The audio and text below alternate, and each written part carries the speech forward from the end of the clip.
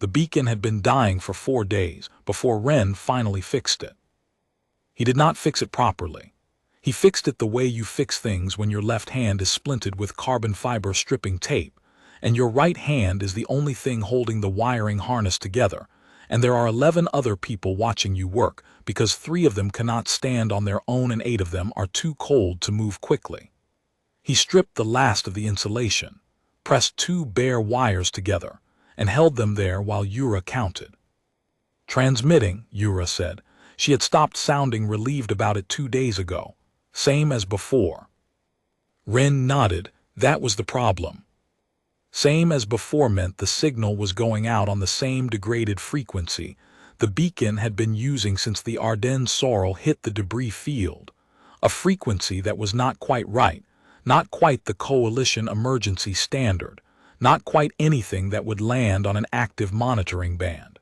It was close. Close was not close enough. He held the wires anyway. The Ardenne Sorell had been a survey vessel. Had been. Past tense had happened fast. 14 seconds of impact warnings, then a lateral strike from a piece of the Keth Drift that the charts marked as clear, then a hull breach in the drive compartment and a cascade failure that took the main engines, the primary comms array, and the navigation computer before the emergency bulkhead sealed. 22 crew members. Now 12, because the other 10 had been in the drive compartment when the bulkhead sealed. Wren tried not to think about that. He focused on the wires. He was 21. He had signed on as an engineering apprentice 6 months ago, which meant the senior engineer on the Ardenne Sorell had been a woman named Das, who was now behind a bulkhead and could not be reached, and Wren was the engineering department. All of it. Every cracked manifold and leaking seal and flickering power coupling, his. He held the wires until his fingers went numb, then switched hands and held them again. The science vessel had come to rest, if you could call a slow tumble in a debris field resting, in a pocket of the Keth Drift where the larger fragments formed a loose cage around them. It kept the smaller shrapnel from hitting them again. It also kept their signal from propagating cleanly in any direction. The beacon's transmitter was already pushing at half power through a bent antenna housing. Every piece of drifting rock in that cage scattered the signal a little more. What came out the other end was not a clean Coalition SOS. It was a ghost of one. On the 6th day, Marin stopped eating. She said she was not hungry. Wren knew she was rationing. He knew because he had been doing the same thing, and because the supply manifest he'd found in the emergency locker was very clear about what 12 survivors could expect from a 3-week emergency kit designed for 6. He did not tell her he knew. He brought her a ration pack anyway and set it beside her without saying anything, and she looked at him for a long moment before she picked it up. "Someone's going to find us," she said. "Yes," he said. He believed it approximately 60% of the time. The other 40% he spent trying to figure out if there was something else he could do with the antenna housing. The answer was no. He'd tried. The antenna was bent at a 17-degree angle from where a fragment had clipped the forward mast, and he had nothing to straighten it with that would not risk snapping it entirely. 17 degrees off true was not catastrophic. It meant the signal spread out in an elliptical pattern, instead of focusing cleanly on the Coalition relay they had been aimed at, which meant the relay probably wasn't receiving it clearly enough to forward, which meant they were dependent on someone passing close enough to catch a scattered, off-frequency ghost signal on a passive sweep. He had thought about this very carefully, and then decided that thinking about it carefully was not helping anyone, so he spent his time doing other things. Checking the seals on the emergency compartment, rationing the heating elements, teaching the 2 scientists who were mobile and willing to learn how to read the manual power couplings, so they could cycle the lighting without him if he was unconscious. He was not planning to be unconscious. He was planning contingencies. The signal that reached the ECS Passage was not the Ardenne Sorell's beacon.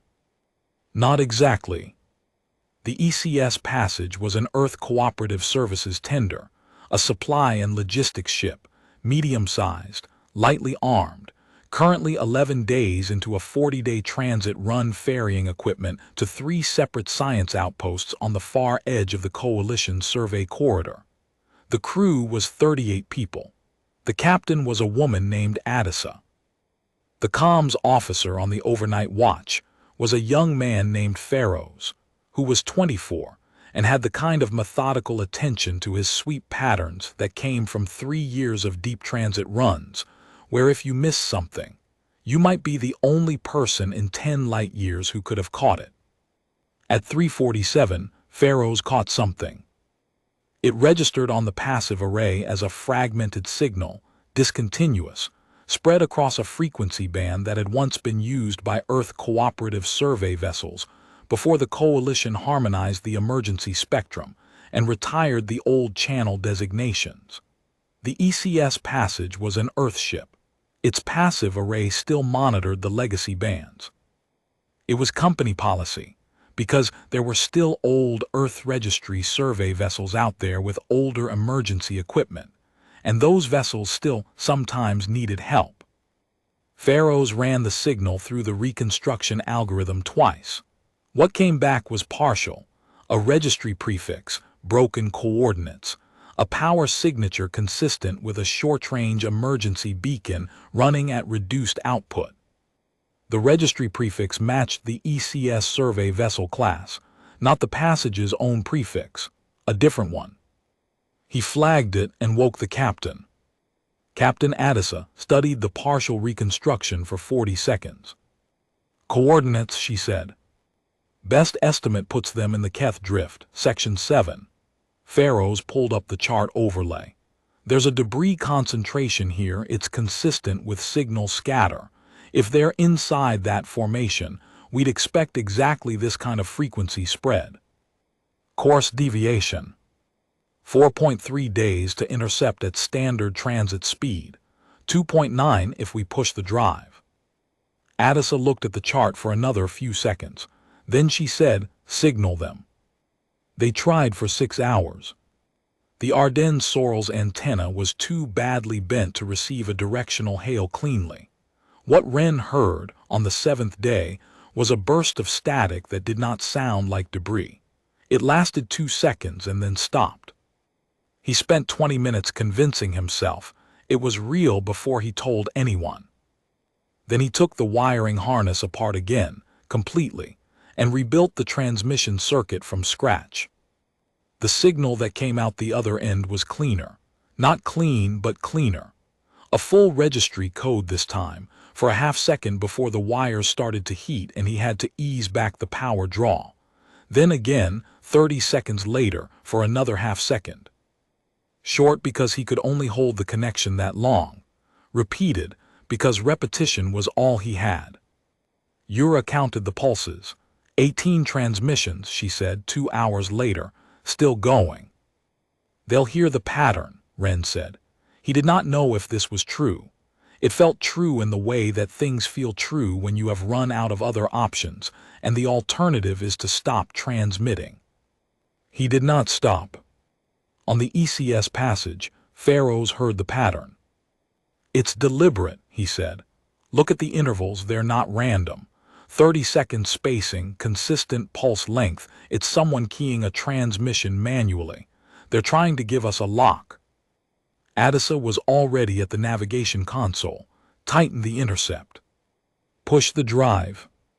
2.9 days. Make it 2.7. They sent another hail, broader this time, not directional, spread across the legacy band and the 6 nearest coalition frequencies simultaneously. Wren heard static that lasted 4 seconds and resolved, for just a moment, into something that might have been a voice. He told everyone the tender was coming.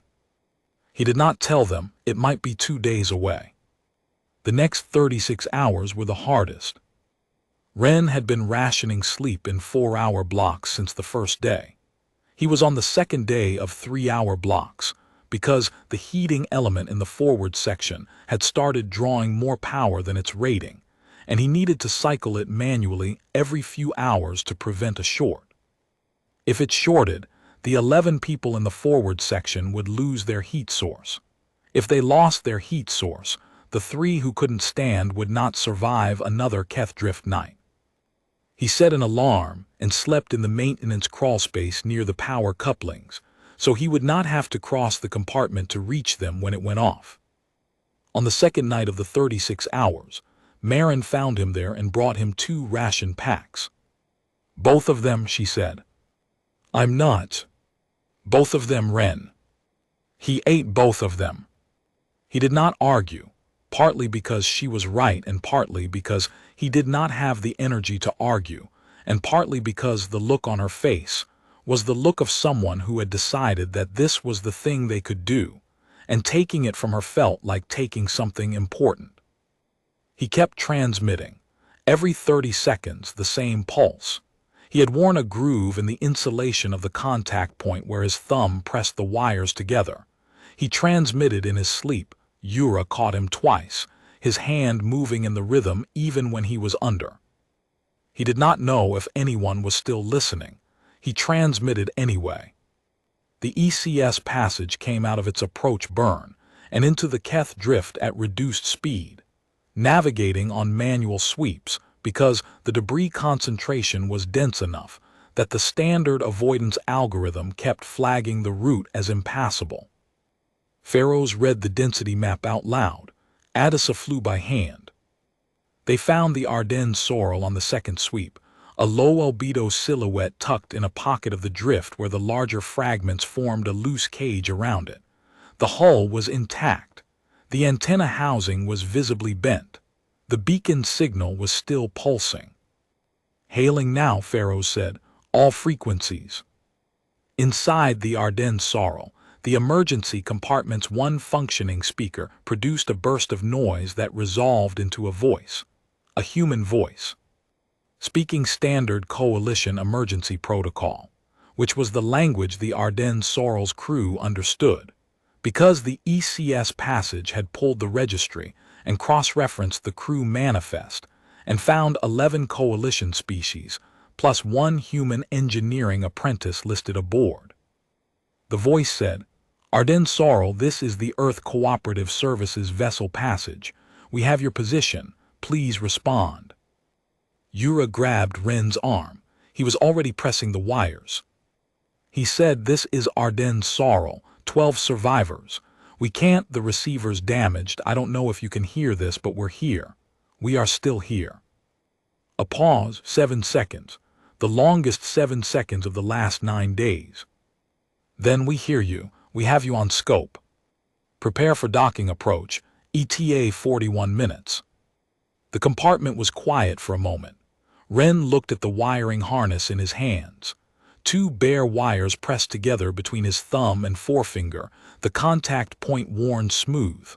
9 days of every 30 seconds. Marin said something he did not catch because his ears were ringing. He watched the others, the 3 who couldn't stand, sitting up now, looking toward the door. The 8 who were too cold to move quickly, moving now.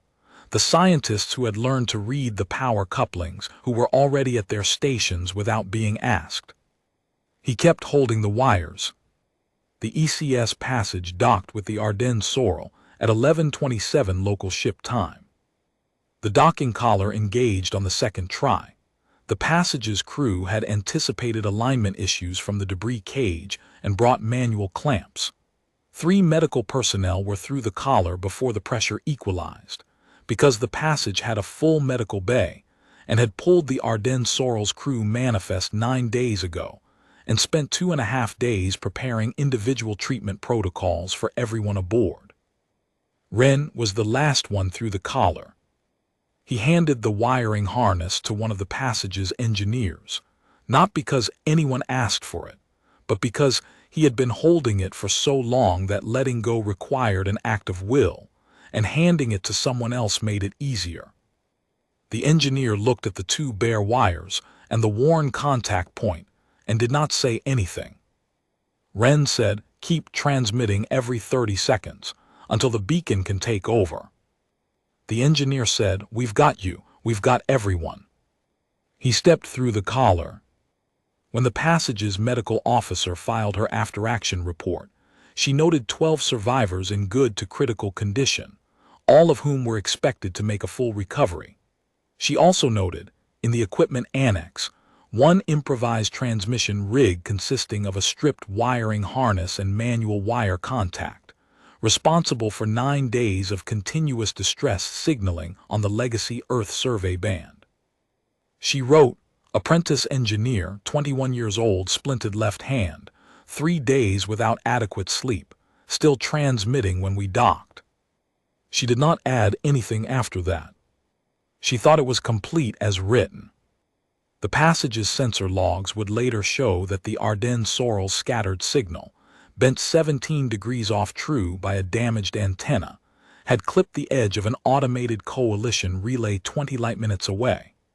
The relay had forwarded the partial signal, too weak to decode, too irregular to flag as a standard emergency, on a general sweep broadcast that had gone out to 43 vessels in the region. None of the 43 were Earth ships except one. The Passage had been the only vessel in range, with the legacy band still active on its passive array, the only one that would have caught it at all. That detail did not appear in any official report. It appeared once in a personal log entry by Pharaohs, the comms officer who had been on watch at 3:47 and had run the reconstruction algorithm twice before waking the captain. He wrote, "Old band, old policy, glad we kept it." Then he closed the entry and went back to work.